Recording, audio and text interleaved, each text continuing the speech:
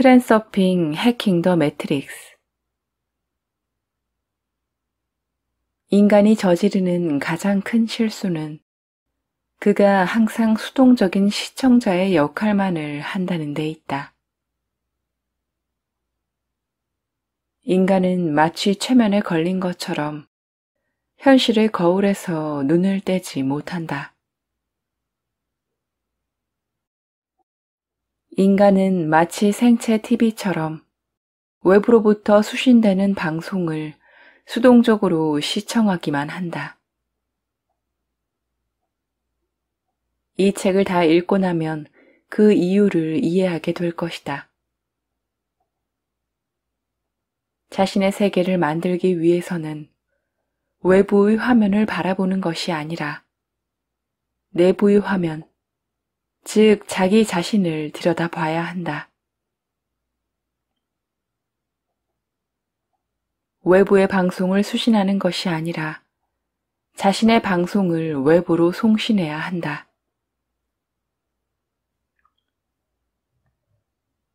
기법 하나를 알려드리고자 한다.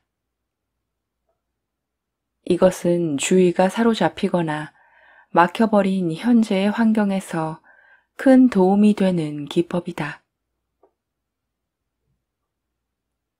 어떤 상징물이 필요하다. 작은 인형이든 기념품이든 당신이 공감할 수 있는 물건이면 뭐든 상관없다. 누군가가 준 선물이어도 좋고 당신이 직접 사거나 만든 물건이어도 좋고 우연히 눈에 띄어 당신의 관심을 잡아끈 물건일 수도 있다. 이 기법은 매일 아침과 저녁마다 해야 하는 일종의 간단한 언어적 의식이다. 그것이 인형이라면 그 인형을 손에 쥐고 이렇게 말하라. 좋은 아침이야, 나의 인형아. 나는 너를 사랑하고 너를 보살피고 있어. 그리고 너는 나의 욕망이 이루어지도록 만들어주지. 그 다음으로는 당신이 실현하고자 하는 목표에 대한 의도를 선언하라. 예를 들자면 이렇다. 나의 세계는 나를 사랑하고 나를 보살피고 있어. 나는 운명의 상대를 만날 것이고 좋은 직장에 취직할 것이고 내가 맡은 프로젝트를 눈부신 성공으로 이끌 것이며 내 집을 갖게 될 가능성이 열리고 나의 목표를 찾을 것이고 불가능한 일도 해낼 거야. 이런 식으로 당신이 원하는 대로 하면 된다. 하나의 상징물마다 당신이 원하는 것을 하나씩만 불어넣어야 한다. 만약 원하는 것이 여러 개라면 여러 개의 징표가 있어야 하며 각 징표마다 따로따로 속삭여 줘야 한다. 의도를 선언할 때는 간결하고 분명하고 구체적으로 또한 확신을 갖고 현재형이나 현재 진행형으로 말해야 한다.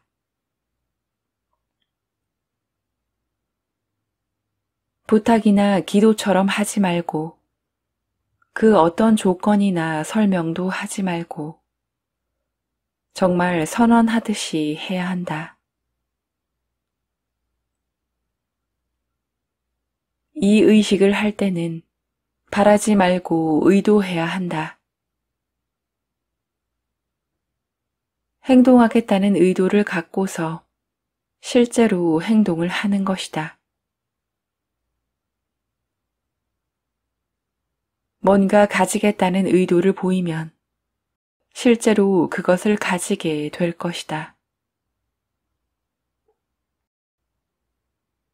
만약 의도가 올바르게 형성되었다면 그것은 이미 내 것이라는 확신과 알미 주는 독특한 감정을 느끼게 될 것이다. 겉보기에는 단순하고 순수해 보일지라도 이 인형 기법은 아주 진지한 것이다. 최근 현실에서 사람들은 주의의 사로잡힘 효과에 큰 영향을 받는다. 바로 이러한 점으로 인해 목표에 의도를 집중하는 일이 점점 어려워지고 있다. 당신도 얼마나 많은 의도들이 차일피일 미루어지기만 하는지 잘 알 것이며 차분하게 자리에 앉아 사념을 목표에 집중할 수 있는 약간의 여유도 없을 정도로 급한 일들과 본질에서 벗어난 사건들이 수없이 일어난다는 사실을 이해하고 있을 것이다.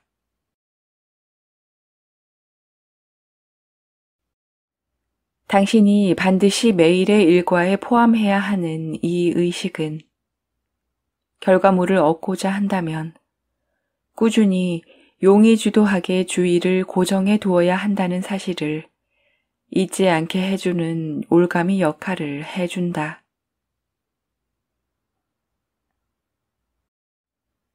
자기 세상에 색채를 입히기 위해 특별히 노력을 할 필요는 없다. 예를 들어 모든 일이 잘 되고 그것이 흘러가야 할 방향대로 흘러가길 바라지만 구체적으로 어떤 좋은 방법으로 어떻게 흘러가야 하는지를 잘 모를 때가 있다. 그렇다 해도 문제될 것은 없다. 답을 찾기 위해 골머리를 썩이지 않아도 된다. 그저 사건의 흐름이 당신이 원하는 바와 다를 때마다 잠에서 깨어나 의식적으로 불쾌한 기분을 긍정적인 감정으로 전환하는 습관을 들이라. 여러 사건에 반응하는 당신만의 방법이 생길 것이다. 세상에, 이 다음에는 어떤 기쁜 일이 일어날지 궁금하군. 아주 놀랍고 기분 좋은 일이 일어날 거야. 한번 지켜봐야지. 우와, 이런 행운이. 좋은 일이 생겼군. 기쁜 일이 생겼어.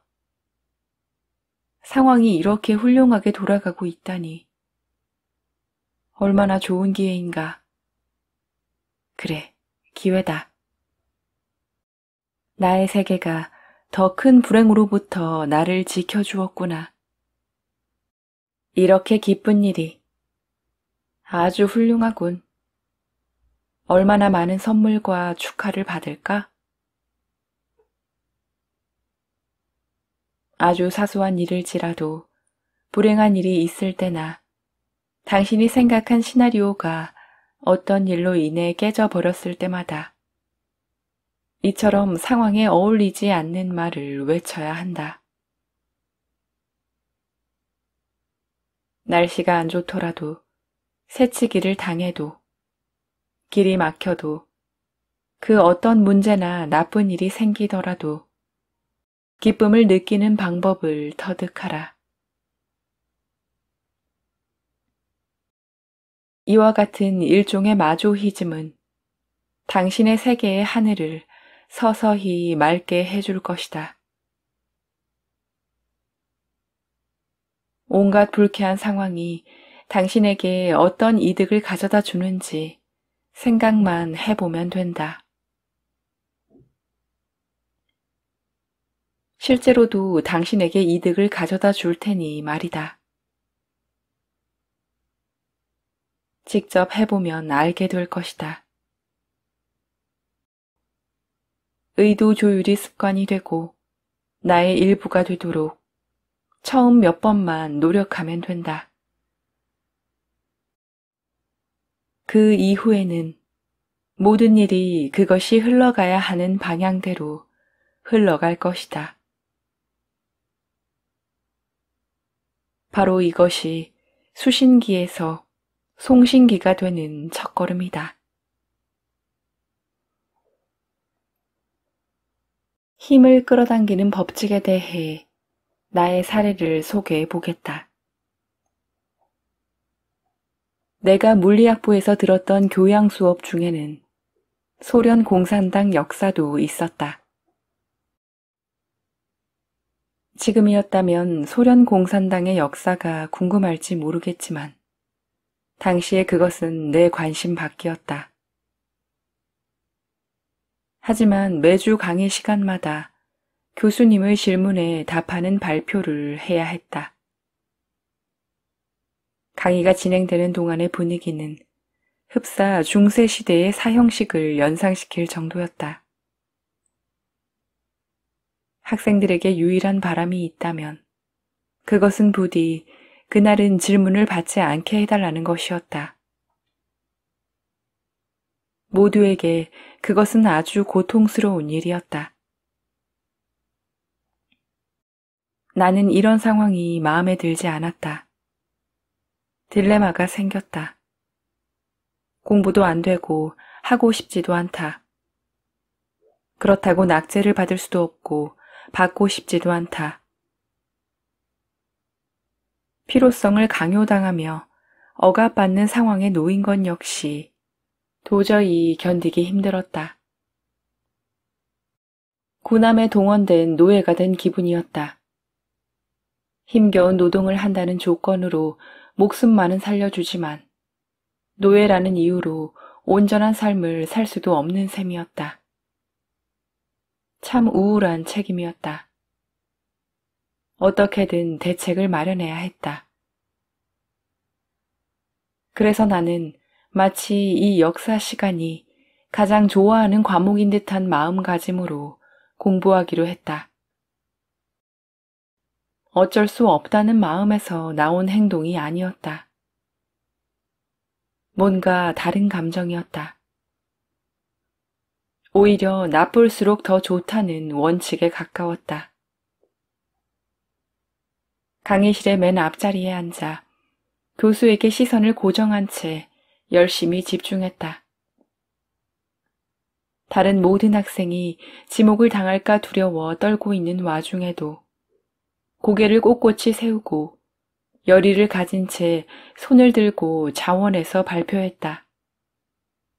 교수는 처음에는 만족스러워했지만 시간이 지나며 조금씩 긴장하기 시작했다. 하지만 나의 발표를 끊을 엄두도 내지 못했다. 직접 희망하고 자원해서 답변을 하니 말이다. 완전히 다른 서커스 쇼였으며 이것을 진지하게 받아들여야 할지, 고의로 장난을 치는 것이라고 받아들여야 할지 아무도 알 수 없었다. 머지않아 모두가 나의 기이한 행동에 익숙해졌다. 본질적으로 나는 나 자신을 빌려준 셈이었다. 과목을 공부한 것이 아니라 필요한 자료들을 꾸준히 읽고 요약하며 매번 강의에 대비해 철저하게 준비했다. 나는 놀라운 사실을 발견했다. 나 자신을 완전히 빌려주면 게으름이 쉽게 극복된다.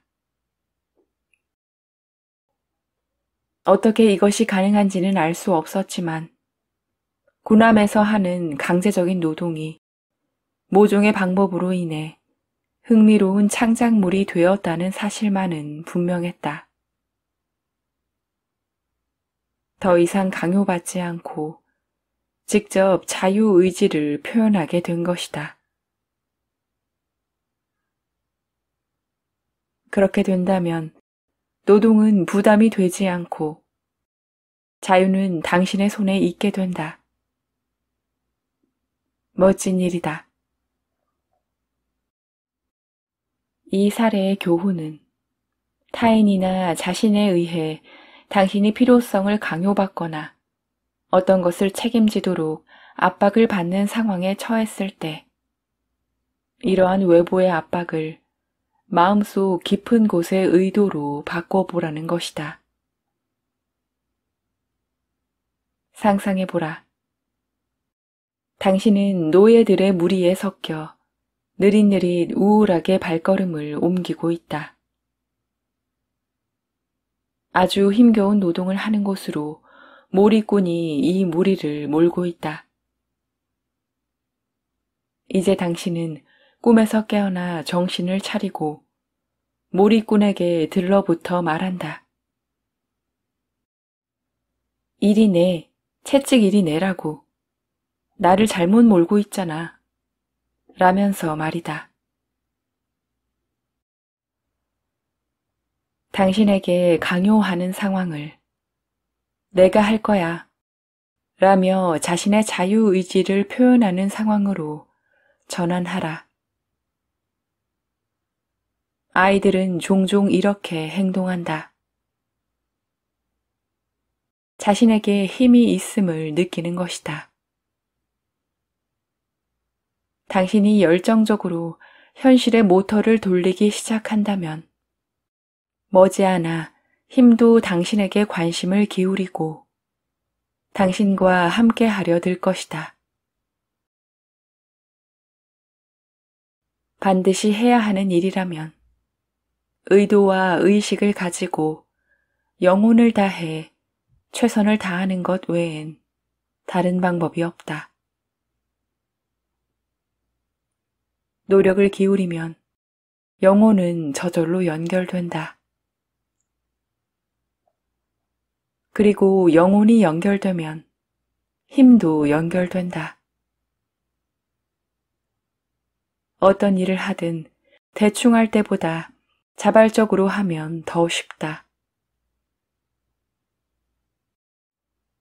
이 사실을 모르는 사람들은 의무를 강요받고 극복할 수 없는 나태함과 씨름하며 평생을 고통받을 것이다. 힘을 끌어당기는 원칙을 사용하면 단조로움과 나태함을 극복할 수 있다. 의식과 의도를 가지고 영혼을 다해서 한다면 힘이 생기고 그 일을 하기가 쉬워진다.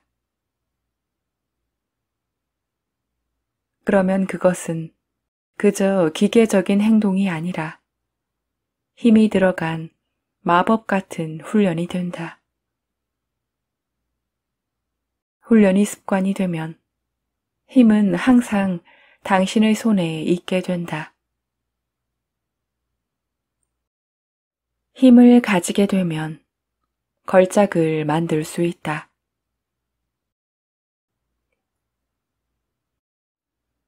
우리는 사건이나 물건 또는 관계의 의미나 가치가 지나치게 높아진 상황을 자주 맞부딪힌다. 이때의 전형적인 특징은 실패할지도 모른다는 불안감이나 이미 실패를 겪어본 적이 있기 때문에 생기는 걱정을 들 수 있겠다. 어떤 경우에든 내면의 평온함은 깨지고 에너지의 흐름은 막히게 된다. 이것을 제거하는 공통적인 원칙은 사건을 바라보고 중요성을 인식하고 태도를 바꾸는 것이다. 중요성을 인식한다는 것이 무슨 뜻일까? 중요성은 그것을 유발하는 대상을 숭상하는 혹은 초조해진 마음으로 바라보게 만든다. 뿐만 아니라 중요성은 당신이 그것 앞에 바짝 엎드려서 고개도 들지 못하기를 바란다. 그러나 당신이 태연하고 무관심하며 순전히 현미경을 통해 관찰을 해보고 싶다는 흥미 정도만 가지고 그것을 대한다고 하자.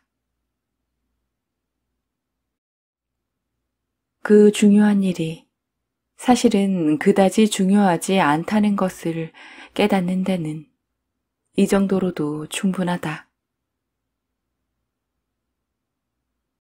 지금 내가 두려움을 느끼고 있는가? 나는 내가 얼마나 두려운지 지켜보고 있으며 마음껏 두려워하도록 내버려 두려고 한다.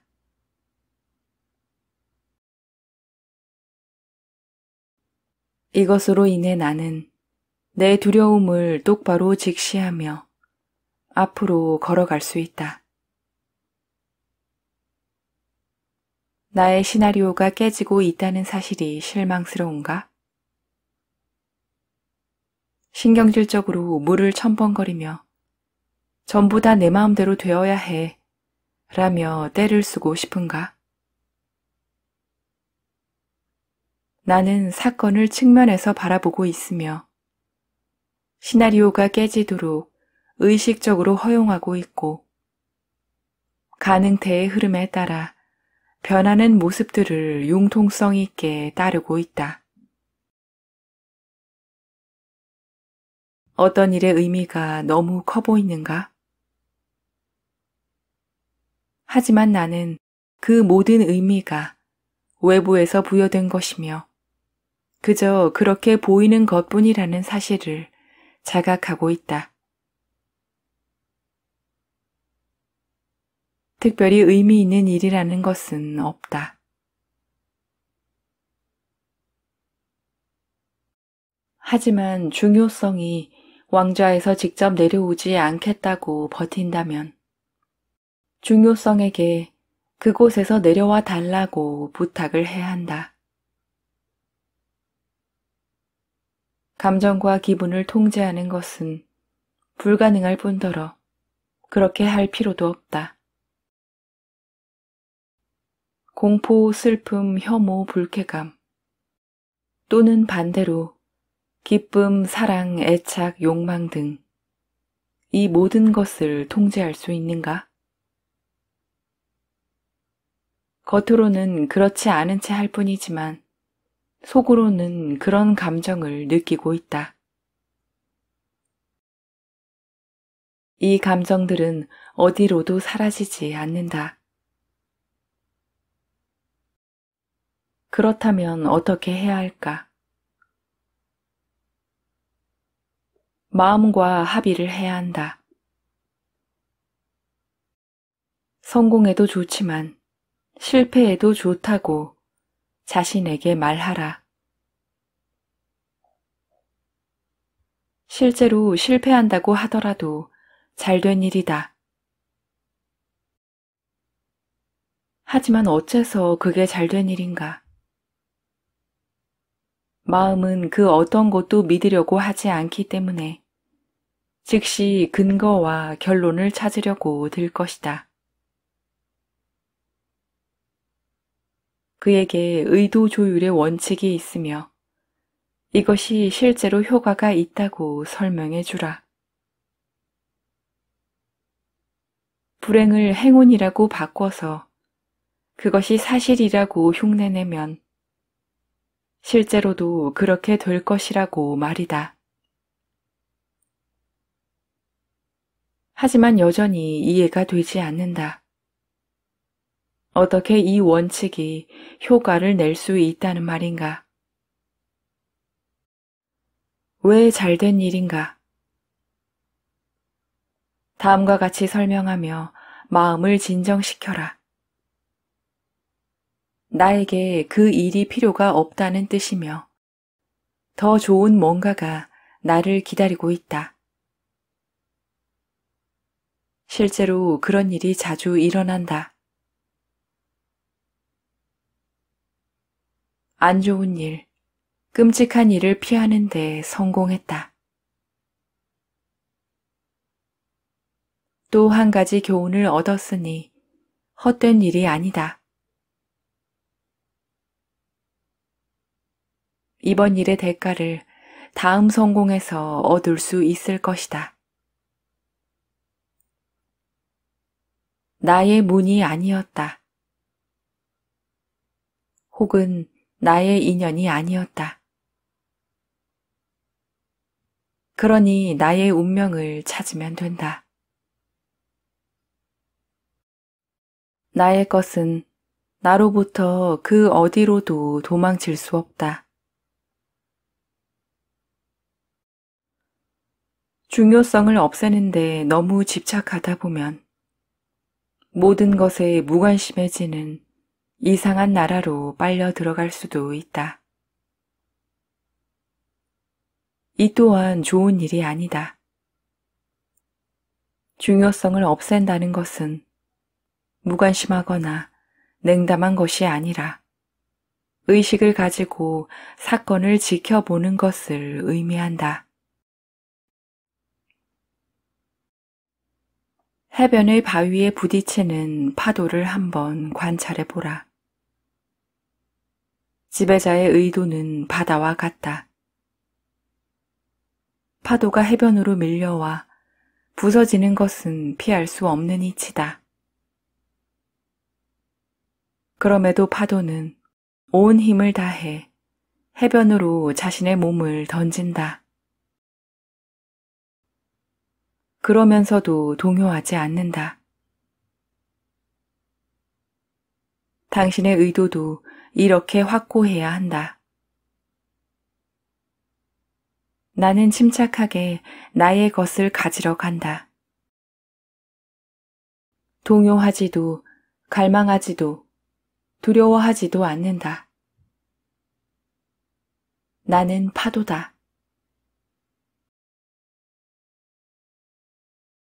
당신의 현실에는 영사기 속에서 돌아가는 영화가 재생된다. 당신이 그린 것을 영화로 보는 것이다. 유일한 문제는 모두가 이 일을 정반대로 하고 있다는 것이다. 모두가 현실에서 보는 것을 그린다. 그 차이를 이해하겠는가? 부자들은 아침에 눈을 뜨면 호화로운 장면을 본다.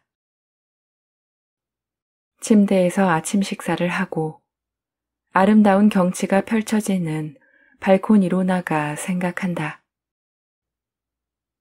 오늘은 요트를 타보면 좋겠군. 아니면 알프스에 다녀와 볼까? 이렇게 그는 자신의 현실을 확인한다. 반면에 가난한 사람은 자신의 문제에 대해서 생각하느라 바쁘다.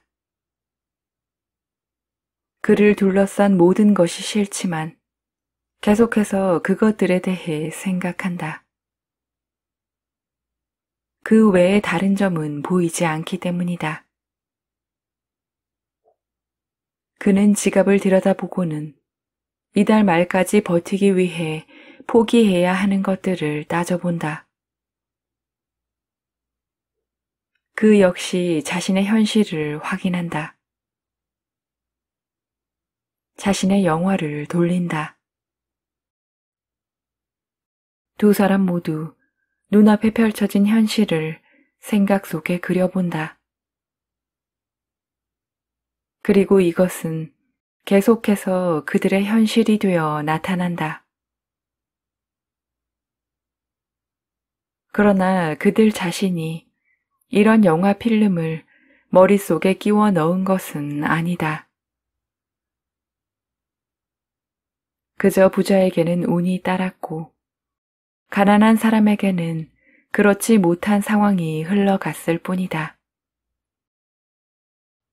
하지만 두 사람 모두 생존 원칙은 똑같다. 그들은 보이는 것에 대해 노래 부르며 노래 부른 내용을 계속해서 보게 된다. 그러나 부자든 가난한 사람이든 모든 것은 한순간에 뒤바뀔 수 있다. 인생이라는 영화 속에서는 나쁜 일이든 좋은 일이든 뭐든지 일어날 수 있다. 문제는 영혼이 그 다채로운 상황들을 얼마나 진심으로 받아들이는지에 있다. 만약 부자가 자신의 영화 속 장면에서 불길한 징조를 봤으며 그 징조가 그의 영혼 깊은 곳을 울려 파산에 대한 공포가 자리 잡았다고 하자. 그러면 어떤 일이 벌어지겠는가? 그는 무의식적으로 부정적인 시나리오를 가진 영화 필름을 영사기에 삽입할 것이며 그 영사기는 부정적인 필름을 재생하기 시작할 것이다. 결국 불길한 예감은 현실이 되어 나타난다.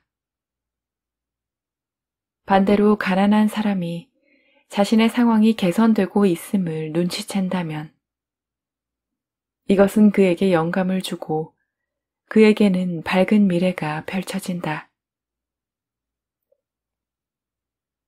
그는 터널의 끝에서 한 줄기 빛을 보기 시작하고는 자신에게 빈곤에서 벗어날 능력이 있음을 믿기 시작한다.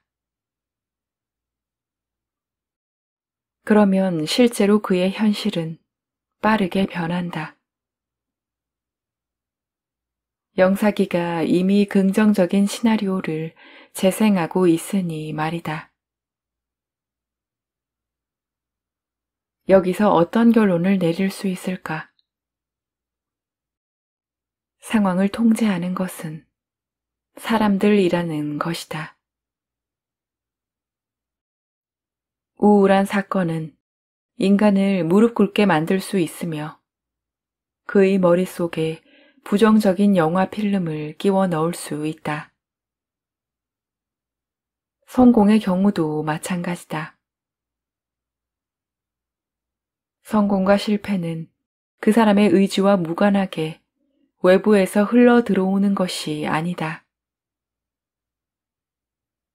이런 일이 일어나는 이유는 사람이 자기 영사기의 주인이 아니기 때문이다. 우리는 영사기에 삽입되는 필름을 자신의 의지와 무관하게 무의식적으로 재생한다. 사람들은 생각을 통제하는데 익숙하지 않다. 당신이 어떤 목표를 가지고 어딘가로 가고 있었는데 맞은편에서 갑자기 누군가가 다가와 당신의 팔을 낚아채곤 그의 머릿속에 문득 떠오른 어떤 지점으로 당신을 끌고 간다고 상상해 보라. 그런데 당신은 아무 의지 없이 고분고분하게 그를 따라간다. 비현실적이라고 보는가? 하지만 바로 이것이 당신의 생각에게 일어나고 있는 일이다. 자기 영사기의 주인이 되라. 당신이 보고 있는 것이 아니라 보고자 하는 것을 재생하라. 주변을 둘러보면 대다수의 사람들이 현실의 무의식적인 꿈속을 헤매고 있는 모습을 볼 수 있다. 그들은 마치 외부 어딘가에서 송출되는 TV 방송의 수신기 같다. 다른 사람의 영화를 보고 있는 것이다. 당신은 송신기가 되어 자신의 영화를 재생해야 한다. 현실은 곧바로 바뀌지 않는다. 일단은 관성에 따라 이전의 우울한 드라마가 계속 재생될 것이다. 그러나 당신이 꾸준하게 충분히 오랫동안 의도를 보내면 지금까지 보던 드라마에서 새로운 프로그램의 윤곽이 나타나고 마침내는 새로운 현실이 예전의 현실을 완전히 대체하게 된다. 단순하면서도 효과적인 기법 하나를 제시하고자 한다. 공책 2권을 준비한다. 하나는 아침용, 하나는 저녁용이다. 아침마다 공책에 당신의 선언을 기록하라. 당신이 달성하고자 하는 것을 긍정적이고 확신하는 형태로 적는 것이다. 마치 당신이 그 목표를 이미 이루었거나 반드시 이루어질 것이라는 듯이 말이다. 저녁에는 공책에 그것을 확인해 주는 내용을 기록하면 된다. 하루 동안 목표를 향해 어떤 발전이 있었는지 적으라.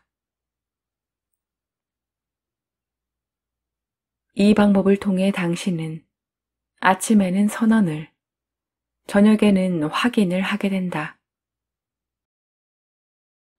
당신이 어떤 것을 이루기 위해 노력하고 있는지, 어떤 것을 가지고자 하는지에 대한 사념을 만드는 것이다.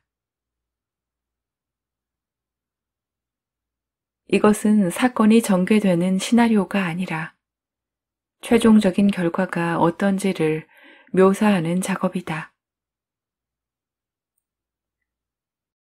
저녁의 확인 공책은 목표를 향해 당신이 한 발짝 더 다가서도록 만드는 사건들과 당신이 달성한 내용, 즉 모든 긍정적인 순간을 기록하는 일종의 항해 일지다. 이것은 당신이 선언한 사념체가 제대로 이루어졌는지 확인하고 그것을 확실하게 고정하는 역할을 한다. 과거, 현재와 타인의 경험을 흘끔거리지 않고 분명하게 목표의 방향만을 가리키도록 해야 한다. 이렇게 당신은 자기 세계의 윤곽을 만들고 주위에 빛을 쏘아 당신의 세계에 반드시 있어야 하는 것들을 전부 골라낼 수 있다. 당신 자신의 영화를 송출하라. 당신이 보는 것을 그리지 말고 보고자 하는 장면을 그리라. 자신의 생각과 지향점을 적으면 영혼과 마음 모두가 동시에 잠에서 깨어나 작동하기 시작한다. 반드시 매번 새로운 것을 발견하지 않아도 좋다. 내용만 약간 달리한 채 같은 영화를 매일 재생해도 좋다. 자기 세계의 장면을 반복하고 확인한다면 결국 자신의 영화를 재생하게 될 것이다. 매일 아침 저녁으로 몇 분 동안 주의를 집중하여 이 기법을 사용하기 시작하면 머지않아 당신의 생각이 안정되고 있으며 의도는 현실이 되어가고 있다는 사실을 믿게 될 것이다.